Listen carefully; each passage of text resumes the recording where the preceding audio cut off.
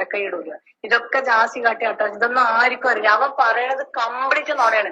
അവൻ ആണിന്റെ ഭാഗത്തെത്തെ ആണും പെണ്ണിന്റെ ഭാഗത്തെത്തെ പെണ്ണുമായിട്ട് അവൻ അഭിനയിക്കും.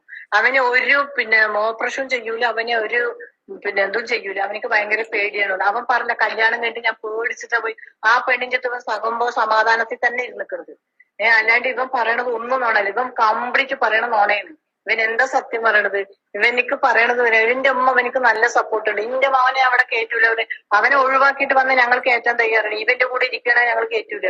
ഞങ്ങൾക്ക് മാനം നാളുണ്ട്, പുറത്തിറങ്ങി നടക്കാൻ പറ്റണില്ല. ഇവരൊരു വീഡിയോ ഇവര് അങ്ങനെ ജീവിക്കണമെങ്കിൽ എന്തിന് ഈ യൂട്യൂബിൽ വന്ന് ഇങ്ങനെ തീത്താൻ നിൽക്കണത്? എല്ലാം സഹിച്ച് ഞങ്ങൾ ഇരിക്കില്ല. എന്തൊരു വേദനയാണെന്ന് എനിക്കറിയാം. അവന്റെ വാപ്പ മരിച്ചിട്ട് 3 വർഷമായിട്ടുള്ളൂ.